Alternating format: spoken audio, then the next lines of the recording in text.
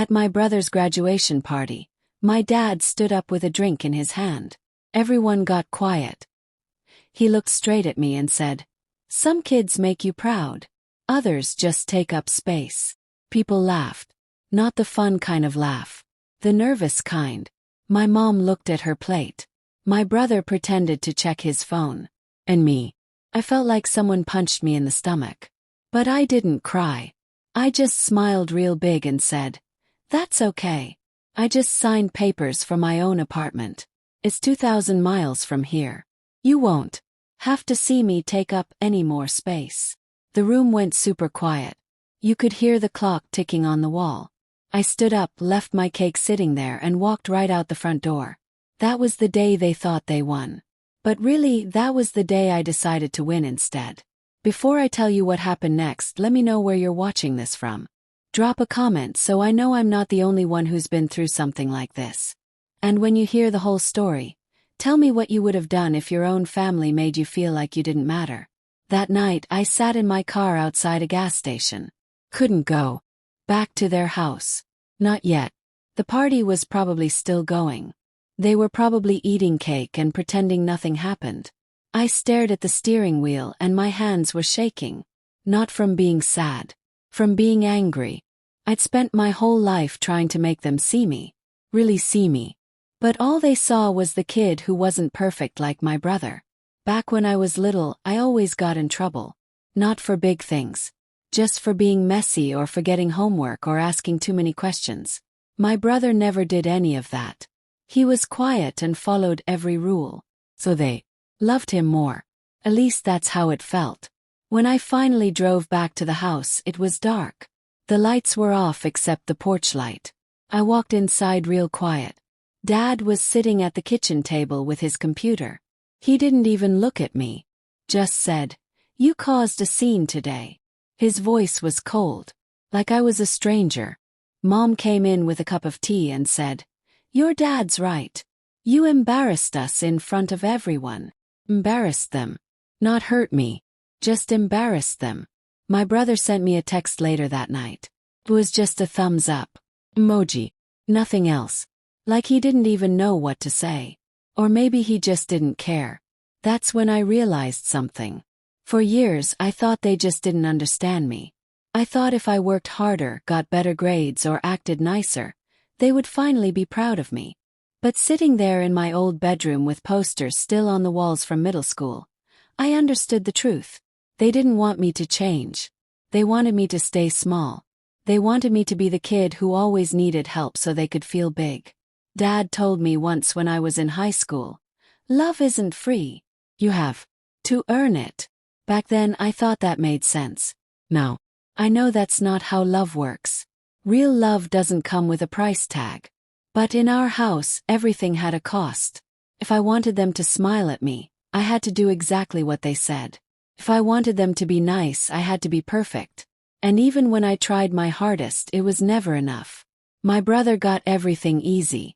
When he failed a test, they said he was stressed. When I failed, they said I was lazy. When he needed money, they gave it to him. When I asked, they said I should get a job. Same house, same parents, totally different rules. The next morning, I woke up and made coffee in the same old mug I'd used since I was a kid. I watched Dad leave for work in his nice suit. Mom watered the plants by the window. Everything looked so normal. And that scared me more than the mean words ever did. Because if I stayed, I knew what would happen. They would act like nothing was wrong. They would pretend the party never happened. And I would fall back into being the kid they wanted me to be. The one who stayed quiet and didn't ask for too much. But not this time. I sat down at the table with my laptop and opened a new document. I named it Freedom Plan. It wasn't for them. It was for me. 3 weeks went by and nobody talked about what happened at the party. That's how my family fixed problems. We just acted like they never existed. We pretended until the bad feelings went away. In our group chat, Mom kept sending pictures of my brother at his new job. The messages said things like, "So proud of our star." Everyone sent hearts and smiley faces. Nobody mentioned me. Nobody asked how I was doing. It was like I disappeared. So I played along. I sent a few hearts too. I typed, "Looks great." But inside, I was doing something different. Every morning I looked for jobs in other states. Places far away where nobody knew my name. I made a secret bank account and called it Freedom Fund. Every time Mom sent a text that made me feel bad, I sold something I didn't need. Old video games, clothes I never wore, books I'd already read. Each time I sold something, I put the money in my secret account. Felt good. Like I was buying my freedom $1 at a time. One Tuesday, Dad called me. His voice sounded fake nice. "Your mom says you've been quiet lately." I almost laughed. "I've been the same as always. You just finally noticed." He was quiet for a second, then said, "Don't be dramatic. Family is family." That line used to work on me. It used to make me feel guilty. But not anymore. After we hung up, I opened my document called Freedom Plan. Inside were job listings in Seattle, Austin, and Boston. Places far enough that I could breathe. Close enough that I could still come back if I wanted to. But honestly, I didn't think I'd want to. My best friend Jake called that same night. He'd been traveling for his job but always checked in. "How are you doing?" he asked. I said, "I'm fine." He didn't believe me. "Dude, fine is what people say when they've given up." I didn't answer because he was right. I had given up. Just not in the way he thought. I'd given up on trying to make them love me. Later I got a message from my brother's girlfriend Sarah. It said, "Jake told me you're thinking about moving. Seattle's really nice." I stared at my phone. Then I deleted the message. I wasn't letting anyone tell my story for me anymore. Few days later, Mom called. She said she was worried about my health. "You sounded tired last time. You should rest more." Then she said, "Don't run away from us because of one bad day." Run away. That's what she called it. Not leaving. Not growing up. Just running away like a scared kid. That's when something clicked in my brain. I wasn't mad anymore. I was just done. Done trying to explain. Done trying to fix things. Done hoping they would change. I opened Freedom Plan and changed the name to New Life. Then I bought a plane ticket to Seattle for a job interview. When the email came to my phone, my heart started beating fast. The next morning, I walked past my parents' house. The grass was cut perfectly. The windows were clean. The curtains were closed tight. Everything looked perfect from the outside. But inside nobody could breathe. And I was finally learning how to breathe again. Things fell apart faster than I thought they would. A week before my interview, my brother called me. His voice sounded weird. "Chicky. She broke up with me," he said. "Sarah left. She said I don't listen." I heard him laugh, but it wasn't a happy laugh. It was the kind of laugh people do when they're trying not to cry. I didn't want to get involved. But I knew that feeling. The feeling of someone not believing in you. I drove to his apartment. Looked messy. Boxes everywhere. Dishes in the sink. Pictures turned face down on the counter. He handed me a bag and said, "I can't move back home alone." He meant our parents' house. The place that looked perfect but felt like a prison. We packed his stuff without talking much. Finally he whispered, "You were smart to plan your escape." I wanted to tell him it wasn't about being smart. It was about surviving. But I just nodded. When it got dark, his boxes were by the door. He hugged me before I left. We hadn't hugged since we were little kids. "Don't let them pull you back," he said. Sounded like a wish. When I got home, the house was darker than usual.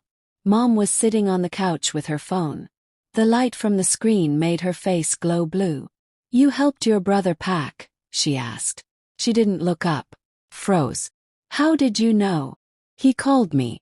He said you were kind." "He said you told him to come home." "I didn't say that." She smiled a tiny bit. "Well, he's coming anyway. We're having dinner on Sunday. You need to be there." It wasn't a question. It was an order. That night, I looked at myself in the mirror.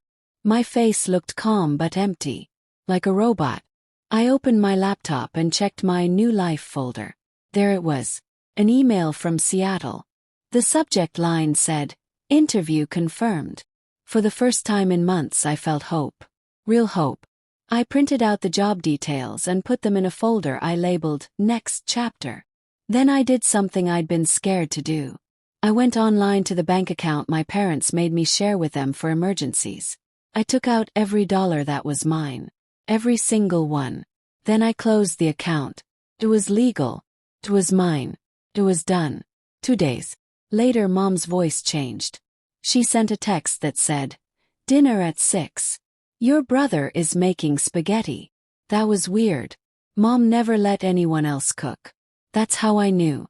This wasn't a normal dinner. This was a trap. I charged my phone all the way. I saved all my important files to a tiny USB drive and put it in my pocket. If they wanted to talk, they could do it without stealing my plans. At exactly 6 o'clock, I walked into the house. The table had 4 plates. Candles were lit. It looked like a magazine photo. Dad was on his phone. My brother sat next to him looking nervous. Mom poured juice and smiled like nothing was wrong. "Sit down," Dad said. But this time, I wasn't the one in trouble. The second I sat down, I knew something was wrong. The air felt thick and fake.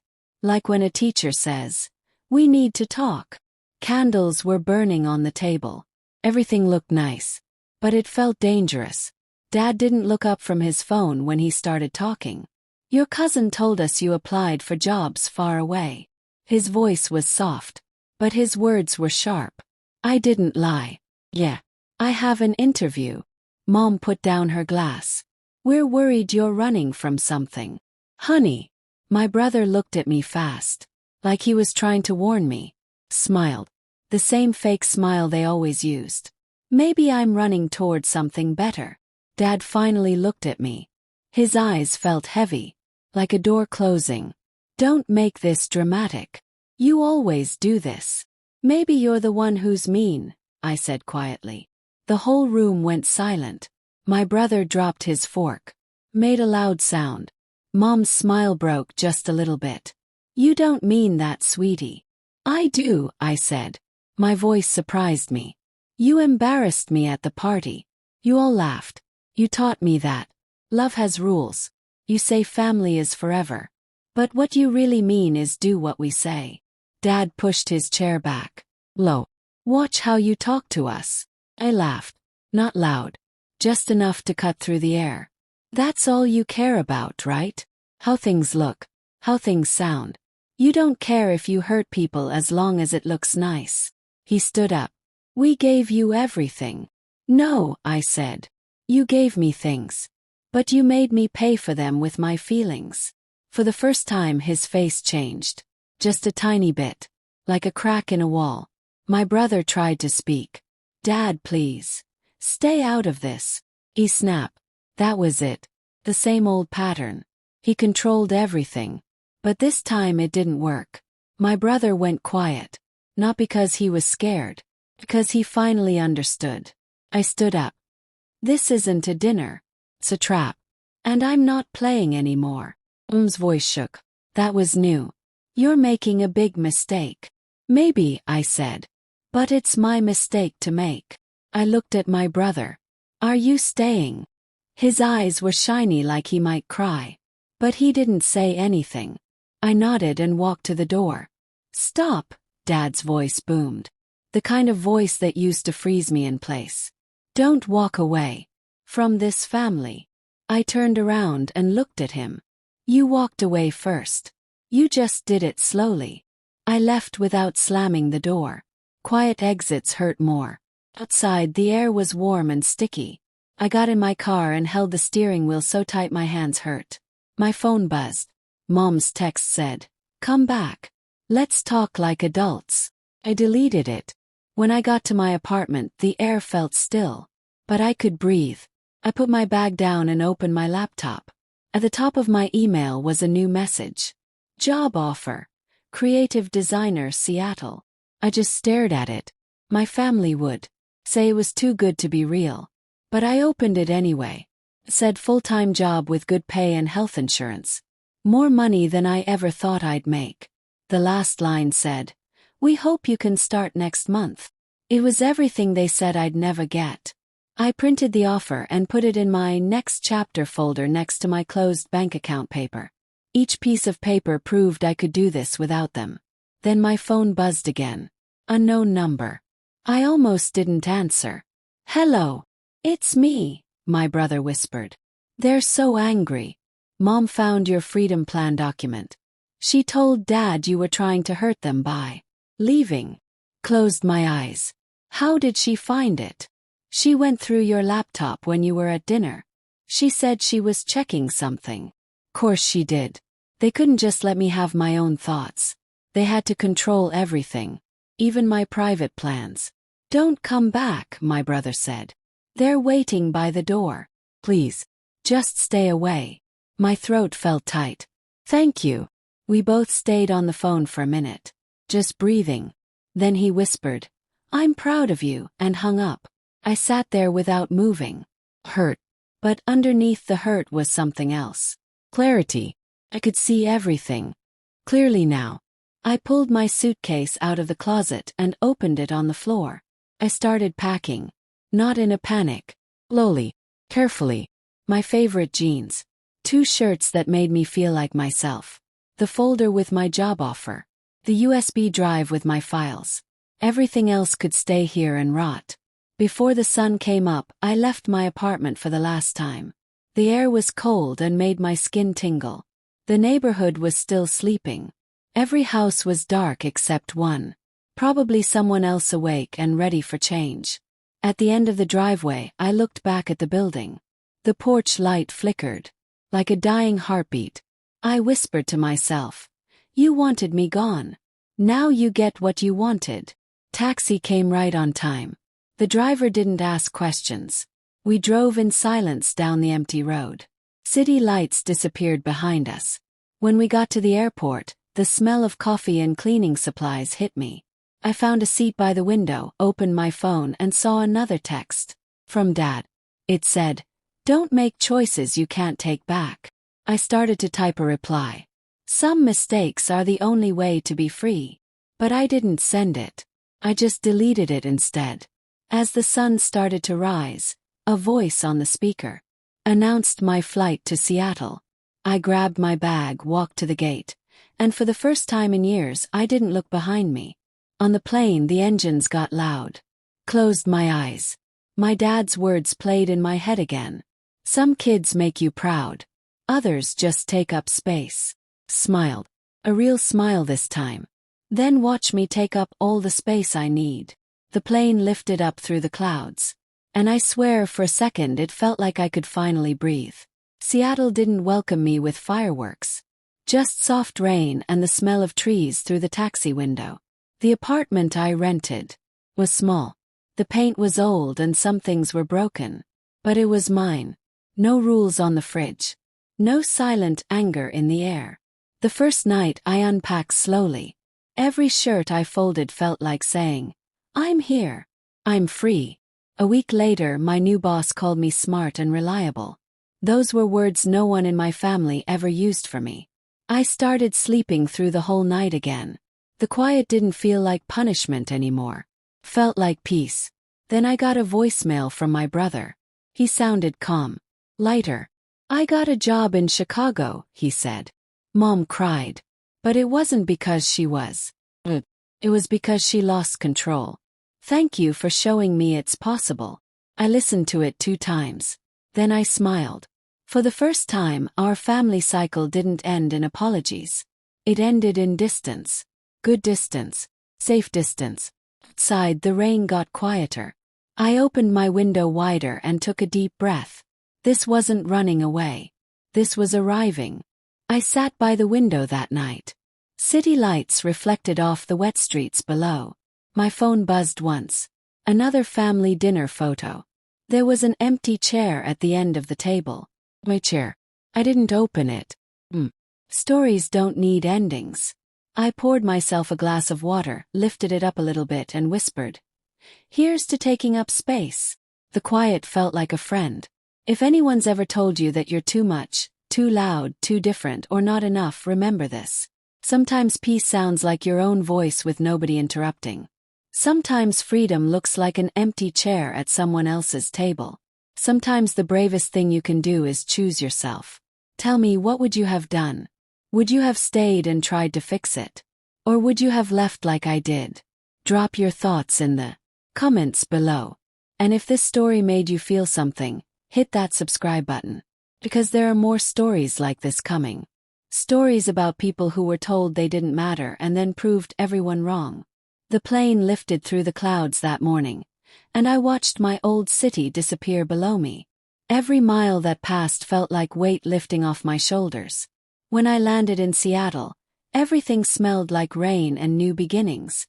The apartment was quiet in a good way.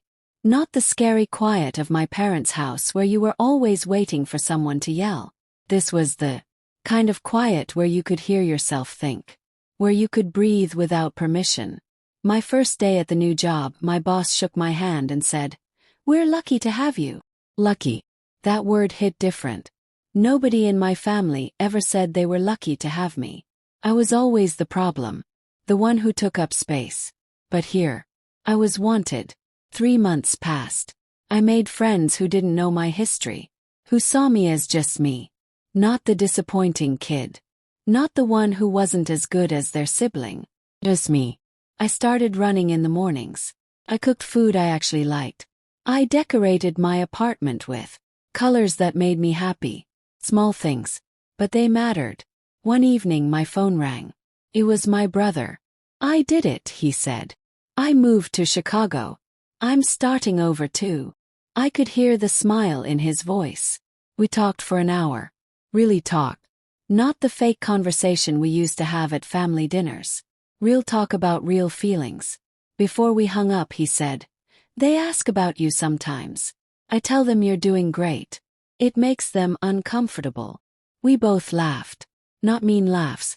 Just laughs that meant we finally understood. The game was over. We didn't have to play anymore. That night I sat by my window and watched the city lights twinkle like stars.